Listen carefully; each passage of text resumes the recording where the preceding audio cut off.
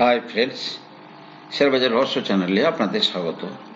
আশা করি আপনারা ভালো আছেন এবং সুস্থ আছেন। ফ্রেন্ডস, F2 সেলিং এর প্রেসার, পুয়ার জিডিপি গ্রোথ যেটা ফ্রাইডেতে এসেছিল, ট্রাম্পের তারিফ হাইকের যে ওয়ার্নিং, সব কিছুকে সুপারসিড করে কিন্তু আজকে মার্কেট উপরে গিয়ে কিন্তু বন্ধ হয়েছে।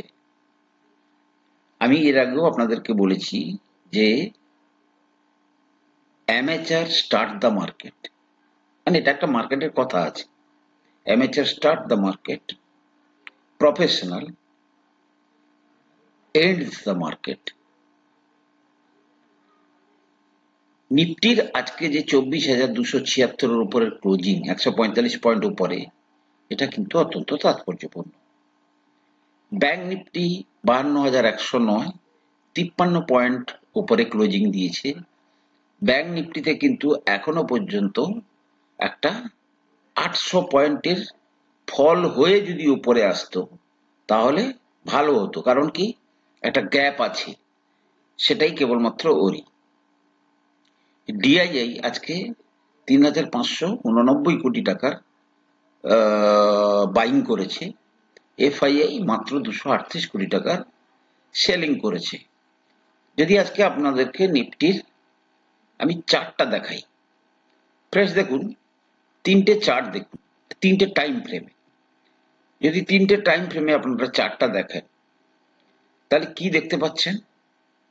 ফার্স্ট, ডেলি টাইম ফ্রেমে নিফটি 200 ডে মুভিং উপর, 200 ডে এক্সপোনেনশিয়াল মুভিং অ্যাভারেজের উপরে ক্লোজিং দেওয়ার পরে, গ্যাপ ফিল করার পরে উপরে কিন্তু সে সাস্টেন করছে। ক্লিয়ার? নেক্সট, উইকলি টাইম ফ্রেমে যদি দেখা যায় যে মার্কেট পরপর 3টে সপ্তাহ কিন্তু উপরের লেভেলে সাস্টেন করছে। থার্ড, এবার যদি আমি মান্থলি টাইম ফ্রেমে চলে আসি তাহলে দেখতে পাচ্ছি কি, নাও পুরো নভেম্বর মাসটা নিফটিতে সেলিং হলেও কিন্তু আমি কি বলেছি, professional close the market, means market উপরের লেভেলে ক্লোজিং হয়েছে।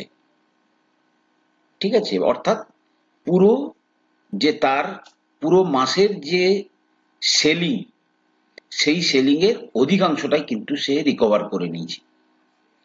এবং এখনো পর্যন্ত এ মাসের যে ক্যান্ডেল, সেটা কিন্তু পজিটিভ দিয়ে শুরু হয়েছে।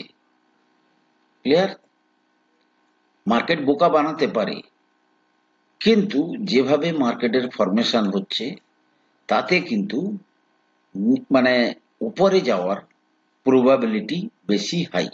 মাত্র 1% নিচে আছে নভেম্বরের ক্যান্ডেলের হাই তুলনায়। ঠিক আছে, নভেম্বরের ক্যান্ডেলের হাই ক্রস করলে নিফটিতে কিন্তু একটা ভালো র্যালি আসলেও আসতে পারে। আর ব্যাংক নিফটি তো আপনাদেরকে বলেছি যে ব্যাংক নিফটি কিন্তু একটা গ্যাপ ফিল করে গেলে ভালো হতো, বাকি যদি র্যালি দেয় দিতেও পারে। তো ফ্রেন্ডস, এবারে কালকে আমরা শুনেছিলাম ট্রাম্প তারিফ হাইকের যে ওয়ার্নিংটা দিয়েছে, যদি বাস্তবায়িত হয় তাহলে কিন্তু অনেক সেক্টর কিন্তু এফেক্টেড হবে। IT, Pharma, metal, auto.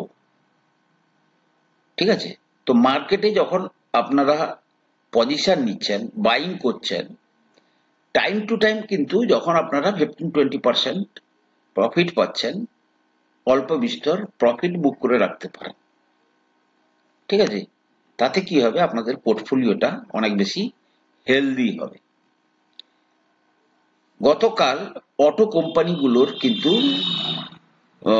November মাসে অটো অটো কোম্পানিগুলো তারা কিন্তু প্রতি মাসের শেষে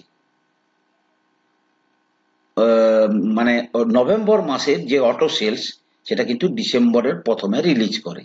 বা ডিসেম্বরের যে অটো সেলস সেটা জানুয়ারিতে রিলিজ করে। নভেম্বর মাসটা অনেকটা উৎসবপ্রবণ মাস ছিল। নভেম্বর মাসের যা রেজাল্ট এসছে তাতে দেখা যাচ্ছে যে মোর অর লেস বেশিরভাগ কোম্পানি কিন্তু তাদের যে সেলসের ডাটা দেখিয়েছে সেটা ভালো। তার মধ্যে যেমন ধরুন মারুতি সুজুকি 8.1% গ্রোথ দেখিয়েছে। হুন্ডাই তুলনামূলকভাবে কিন্তু একটু খারাপ পারফরমেন্স করেছে। টাটা মোটর স্টেডি গ্রোথ এবং ইলেকট্রিক ভেহিকেল সেক্টরের উপর তারা কিন্তু ভালো বিজনেস করেছে। JSW MG Motor India reported 20% rise. Toyota Kirloskar Motor experienced a massive 44% rise. Honda car worst performer in terms of passenger vehicle sales in November, which was 42.6% lower. তো এবারে অর্থাৎ auto কোম্পানিগুলোর মধ্যে কিন্তু আবার একটা লাইফ ফেরার চেষ্টা করছে। ফ্রেন্ডস, আমি আপনাদের সঙ্গে বহু শেয়ারের ডিসকাশন করি, কিন্তু সব শেয়ারের কতটা আপনারা নিতে পাচ্ছেন বা কতটা সেটাকে আপনারা আপনাদের নিজেদের পারফরমেন্সে বাস্তবায়িত করতে পারছেন সেটা কিন্তু একটা বড় ব্যাপার। ফ্রেন্ডস, আমি কয়েকদিন আগেই অ্যাপেল ইন্ডিয়া নিয়ে আপনাদেরকে বলেছিলাম। আপনি যদি দেখেন অ্যাপেল ইন্ডিয়া কিন্তু অল টাইম হাইতে ব্রেকআউট দিয়েছে। আজকে কিন্তু সে ব্রেকআউট দিয়েছে এবং এই যে ব্রেকআউট এ কিন্তু সবে শুরু। যদি আমি বলি যে এর মিনিমাম যে টার্গেটটা হওয়া উচিত সেটা আমি যদি ফিবোনাকি রিট্রেসমেন্টের অনুযায়ীও দেখার চেষ্টা করি সেক্ষেত্রেও কিন্তু আমরা কোথায় পাবো? ফার্স্ট যে টার্গেটটা আসবে সেটা হচ্ছে 1863। নেক্সট টার্গেট আসছে প্রায় 2480-র কাছাকাছি। কতজন কিনেছেন আমি জানি না, বাট এগুলো কিন্তু বাস্তবায়িত হয়। ইভিন আরো একটা থিওরিতে এটা প্রায় 2218 আসছিল। এখনো পর্যন্ত যদি এখান থেকে যায় প্রায় সেটাও প্রায় 30%-এর কাছাকাছি জাম্প হওয়ার সম্ভাবনা আছে। ফ্রেন্ডস, আজকে আর একটা কোম্পানিতে কিন্তু অত্যন্ত ভালো পারফরমেন্স দেখা গেছে, বাইং শুরু হয়েছে, সেটা হচ্ছে কি হ্যাপিয়েস্ট মাইন্ড। হ্যাপিয়েস্ট মাইন্ডের যদি আপনারা ডেইলি ক্যান্ডেলটা দেখেন, আমি ডেইলি ক্যান্ডেলে দেখাবো। দেখুন, ভলিউমের সঙ্গে কিন্তু আজকে বাইং হয়েছে হ্যাপিয়েস্ট মাইন্ডে। 50-ডে মুভিং অ্যাভারেজের উপরে ক্লোজিং দিয়েছে। সাস্টেন করলে 200-ডে মুভিং অ্যাভারেজ ক্রস করলে শেয়ারটার মধ্যে কিন্তু একটা বড় র্যালি আসার সম্ভাবনা থাকে। ফ্রেন্ডস, দেখুন, যখন শেয়ার স্তীমিত থাকে তখনই আমাদের বাইং করা উচিত। আমরা লাফাতে শুরু করলে কেনাকাটা করার চেষ্টা করি, যেটা কিন্তু ভুল। ভালো শেয়ার যে কারুর ভিডিও থেকে দেখছেন না কেন, আপনি আপনার পজিশন মতো করে বাইং করুন, আরামসে আপনি প্রফিট পাবেন। এবং যদি আপনি দেখেন যতগুলো ভালো শেয়ার আমি আপনাদেরকে বলেছি, Hindustan Unilever, Nestle, HDFC bank, Reliance, সবগুলোতে কিন্তু অলমোস্ট প্রায় 4-5% জাম্প দেখতে পাচ্ছেন এবং আগামী এক মাসের মধ্যে সবগুলোতেই অলমোস্ট 10%-এর কাছাকাছি আপনারা দেখবেন আপনাদের পোর্টফোলিও আপ করছে যদি কিনে থাকেন। ওলা ইলেকট্রিক দীর্ঘদিন ধরে একটা বাজে পারফরমেন্স দেওয়ার পরই আজকেও কালকেও তাদের যে ডেটা এসছে সেলসের, সেটাও কিন্তু অতটা সুখকর নয়। কিন্তু দেখুন ডে ক্যান্ডেল কিভাবে বোকা বানানোর চেষ্টা হয়। দেখুন, আজকে যদি আমি বলি ওলা ইলেকট্রিকের একটা খবর ছিল, আপনি গুগলে গেলে কিন্তু দেখতে পাবেন। সেটা কি? ওলা ইলেকট্রিকের খবরটা কি? Ola electric news. এই দেখুন, ওলা ইলেকট্রিক হঠাৎ আজকে মার্কেটে অ্যানাউন্স করে Ola electric to expand network 40,000 store by December. আগামী 18 দিনের মধ্যে বর্তমান তাদের যে স্টোরের পরিমাণ আছে মাত্র 800, সেটাকে কত করবে? 4000। অ্যাজ এ রেজাল্ট কি হলো আপনি তার চার্টে দেখুন। এই জন্য মার্কেটে অত্যন্ত সজাগ থাকতে হয়। দেখুন কি হলো, মার্কেট কিন্তু খুললো খারাপ পারফরমেন্সে। খারাপ পারফরমেন্স, কালকে সেলস ডেটা খারাপ এসছে। ওপেন হলো কোথায়? ওপেন হয়েছে 84 টাকাতে, লো 81। নিউজ ফ্লো আনিয়ে দেওয়া হলো, চলে গেল উপরে, এবং এই র্যালি দেখবেন আগামী দিনে আরো কিছুটা দূর পর্যন্ত সাস্টেন হবে। কারণ কি? অত্যন্ত হট একটা নিউজ। ঠিক আছে, আজকে জেএসডব্লিউ গ্রুপ প্রায় 1.5 বিলিয়ন জয়েন্ট ভেঞ্চার করেছে চায়নার সাই মোটরের সঙ্গে। আজকে ওর যে চেয়ারম্যান, মানে JSW chairman Sajjan Jindal emphasized producing and selling in India. A new EV plant in Aurangabad will create প্রায় 5200 job. Means electric vehicle market ইন্ডিয়ার তাকে সবাই কিন্তু অত্যন্ত গুরুত্বর চোখে দেখছে। ফ্রেন্ডস, আজকে আমরা একটা শেয়ার নিয়ে চর্চা করব। শেয়ারটাকে কিন্তু পিওর চার্ট ভিত্তিতে আমি আপনাদেরকে বলছি। শেয়ারটা আগেও চর্চা করেছি, আবার বলছি, এই শেয়ারে কিন্তু খুব সম্ভবত একটা প্রায় 20% র্যালি আপনারা এক্সপেক্ট করতে পারেন। কারণ কি?